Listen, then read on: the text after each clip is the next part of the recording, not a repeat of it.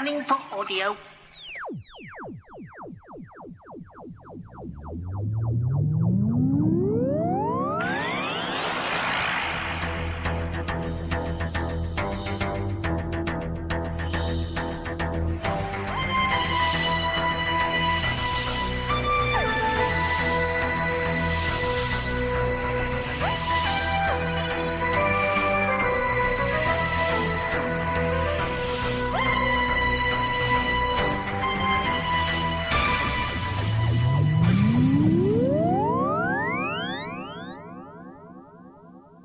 Welcome to a Tin Dog podcast.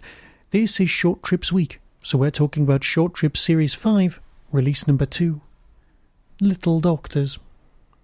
And of course, with it being the second release, you've got something that's got the second Doctor in it, which that just straight off made me smile.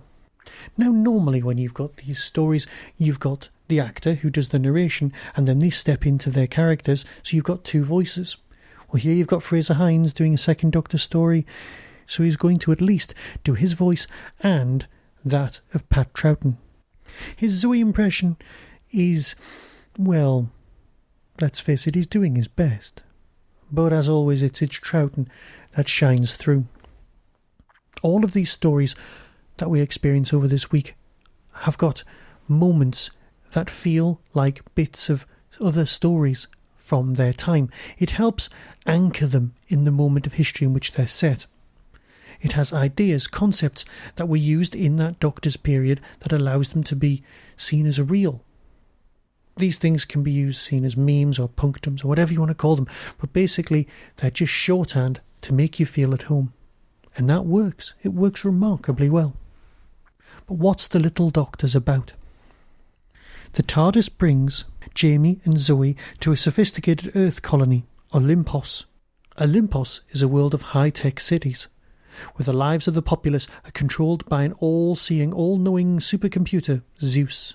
When the Doctor sees how the human inhabitants have been robbed of the more simple pleasures, he sets out to bring real life back to the colony. But his mental connection to Zeus has some unexpected consequences. Yes, and these unexpected consequences, I don't really want to tell you what they are. Because A, that would be a spoiler, and B, they would be a special effect that you couldn't possibly have imagined in the 60s. Which is odd because the rest of this story feels so of its time as to be practically in black and white in your head. It is very much of its time, but that's only because of the skill of the author rather than by the quality of the visual effects. Because let's face it, it's a short story. There are no visual effects. And you also almost have to keep reminding yourself of this. That's how good this story is. Philip Lawrence has produced a remarkably good short story, and I, for one, will be continuing with this range. So until tomorrow, when we'll be speaking about more short trips, here's an excerpt. Be seeing you. Zoe felt the air sizzle, pop and fizz around her body.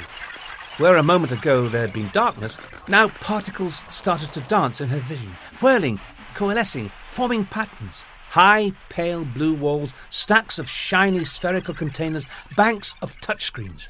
She stepped from the transmat booth. The lights snapped out.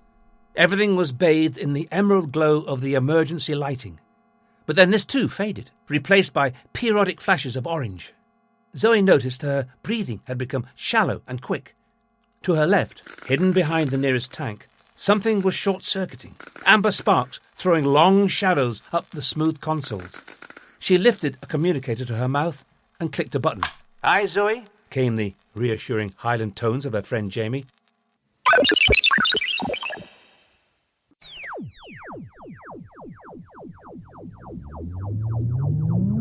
You've been listening to the Tin Dog Podcast, available on RSS, iTunes, Stitcher, Audio Boom and Tumblr.